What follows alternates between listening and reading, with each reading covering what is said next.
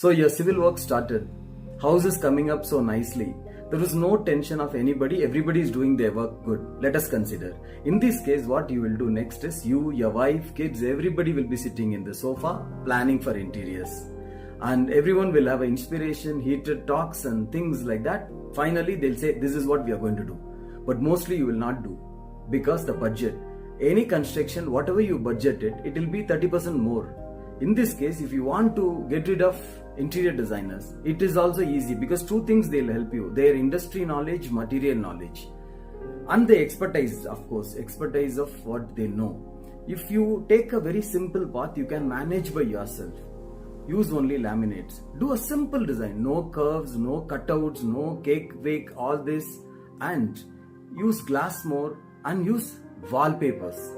The wallpapers people forget to use many places and they try to do texture paints. See, wallpapers are most economical way to fill the places.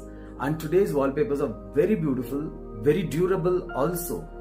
Use them for a larger spaces, carefully select them and things will be going great because the kind of warmth it gives you, and the laminate also. Today the laminates also endless. So these things you do not know. You do not need a greater expertise. That way you will still make a house that is more presentable than what it could have been.